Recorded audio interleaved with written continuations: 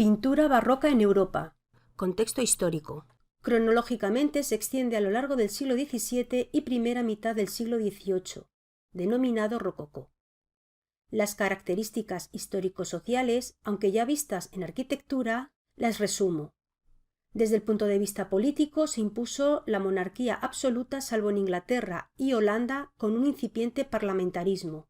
En cuanto a la sociedad, sigue la sociedad estamental, pero desde el punto de vista histórico-religioso, este siglo vivió un momento convulso que afectó a la corona española por el problema religioso reforma contra reforma, en la zona de Flandes, ya que no todos aceptaban ser súbditos de la católica España, por lo que quedó dividida territorialmente en dos. Holanda, defensora de las creencias de la Reforma, se convirtió en una comunidad de carácter democrático y burgués, independizada de España. Y Flandes, actualmente Bélgica, permaneció unida a una España monárquica y tradicional y a la Iglesia de Roma.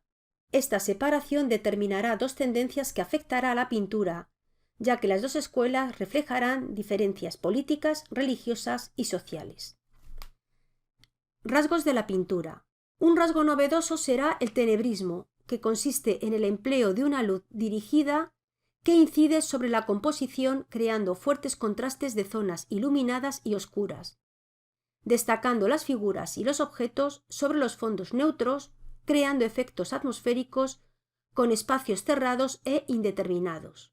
Las composiciones se realizan con diagonales, escorzo y movimiento, con un predominio del color sobre el dibujo. Utiliza como soporte la tela y la pared. En cuanto a los géneros, son muy variados: religioso, pintura de género costumbrista, destacando la vida cotidiana, mitológico, paisajes, históricos y el bodegón, y un subgénero del bodegón denominado vanitas, donde con realismo y crudeza se señaló la vanidad de los bienes del mundo y lo caduco de la belleza. En la pintura barroca se diferencian 5 corrientes. Una, el naturalismo, es una concepción pictórica basada en la observación directa de la realidad, tanto los aspectos agradables como los desagradables. 2. El eclecticismo clasicista. Busca la auténtica verdad a través de la naturaleza.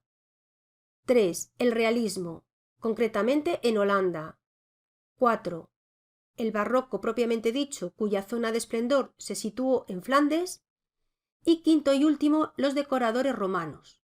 Comenzamos con el naturalismo, corriente iniciada en Italia. Michelangelo Merisi, conocido con el nombre de Caravaggio, rompió con las normas sociales y religiosas hasta entonces establecidas. Fue el creador de esa nueva fórmula llamada tenebrismo, que perduró en casi todos sus cuadros. Murió joven con una vida conflictiva. Tiene 3 etapas estilísticas. La primera, denominada etapa romana, entre los años 1590 a 1598, que presentó novedades en los temas y motivos, como el amor victorioso. Un feliz Cupido y risueño pisotea con el descuido de un niño todas las glorias del mundo, la música, las armas, los libros. Nada resulta atractivo ya ante el poder del amor. El modelo es un pilluelo de la calle, desparpajo en su actitud y descaro en el rostro del chico, y en el atrevimiento en los títulos de los cuadros como el tañedor de laúd, muchacho con cesta de flores o joven mordido por un lagarto. Hasta entonces los cuadros tenían títulos religiosos: la crucifixión, la adoración, la anunciación. En el cuadro joven mordido por un lagarto vemos la cara de dolor y gesticulación de las manos. También fue novedoso el aspecto andrógino de los modelos. De esta primera etapa será su cuadro religioso Santa Catalina, única figura en diagonal y en donde abundan objetos simbólicos relacionados con su martirio, como son la rueda con cuchillos, la espada y la hoja de palma, también en diagonal. Tratamiento del bordado de la tela. Su rostro sonrosado nos dice que su modelo era una muchacha de campo, y la predilección por la naturaleza muerta.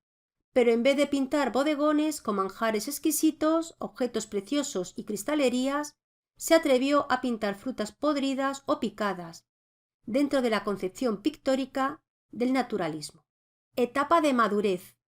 Se consideró a partir de sus pinturas en la Capilla Contarelli, entre 1598 y 1604, pero tuvo que huir de Roma acusado de asesinato en lo que será su etapa no romana, entre 1605 y 1610. Ambas etapas mantienen las mismas características: pintura de carácter religioso, pero su vulgaridad, a causa de su gran realismo, no fue aceptado, porque retrató tipos de la calle tomados de la vida diaria, incluso mendigos, para representar a los santos. Pintó hasta lo despreciable, mezquino y grosero. Desde el punto de vista técnico, mantiene el tenebrismo. En su cuadro La vocación de San Mateo abandona la concepción sagrada. Es un cuadro de interior, muestra una taberna con una atmósfera cargada y ventana ciega. La escena se desenvuelve en una mesa de juego con 5 personajes vestidos de la época. Por la derecha entra Cristo con una mano extendida señalando a San Mateo. A Cristo le acompaña San Pedro para equilibrar la parte derecha de la composición. Los pajes, ataviados de seda y plumas, sugieren un entorno vicioso y picaresco. En su cuadro La conversión de San Pablo, la historia que sucedió de día aquí se representa en un ambiente nocturno. A San Pablo lo pinta en escorzo y diagonal, y al fondo del cuadro el sirviente que apenas se le ve tapado por el caballo, que presenta un juego de luces y sombras en su musculatura. De la etapa no romana vemos la cena de Maús, la primera aparición de Cristo tras la resurrección, con la sorpresa de los comensales.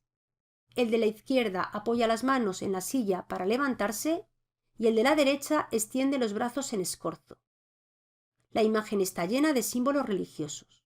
Y la muerte de la Virgen, que sorprende por el título y por el modelo de la Virgen, que parece ser que era una mujer de la calle y que raya en lo grosero, pues pinta el vientre hinchado y los pies amoratados. A su alrededor se encuentran los apóstoles entre visibles muestras de dolor y María Magdalena, que se tapa el rostro dejando al espectador imaginar su expresión de profundo desconsuelo. Francia se halló sometida al influjo de Italia y Flandes.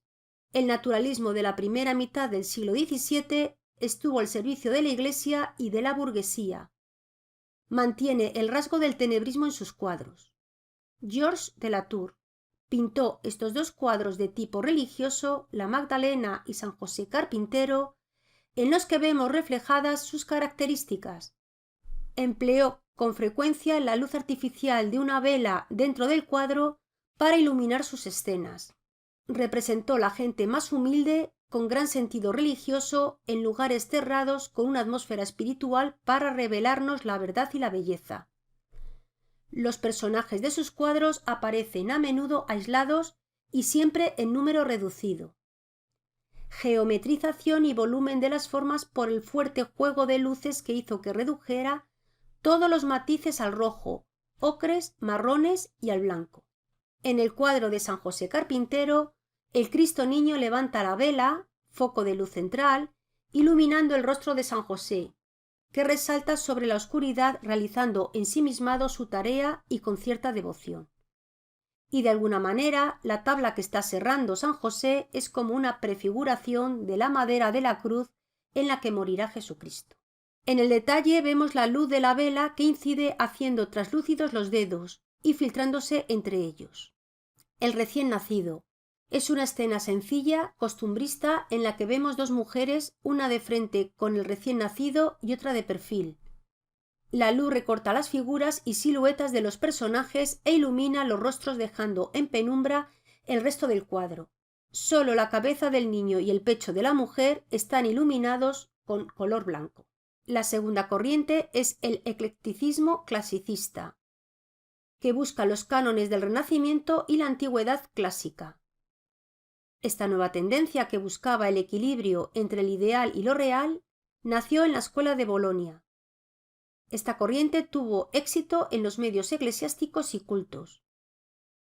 Características: interesó la naturaleza y se creó un paisaje con motivos de ruinas clásicas. Se empleó una iluminación uniforme de tonalidades armoniosas. Esta escuela fue fundada por Ludovico Carracci y trabajaron varios miembros de la familia. A los Carracci se le debe el dibujo académico. Annibale Carracci. Pintó la bóveda del salón del Palacio Farnesio en Roma, ayudado por su hermano Agostino. Se inspiró en la Capilla Sixtina. En esta composición, Annibale Carracci concibió el conjunto como una gran cuadratura al ambientar los frescos dentro de una arquitectura ilusionista, es decir, fingen prolongar la arquitectura real del edificio a través de las columnas, arcos y pilares pintados que abren a un cielo descubierto.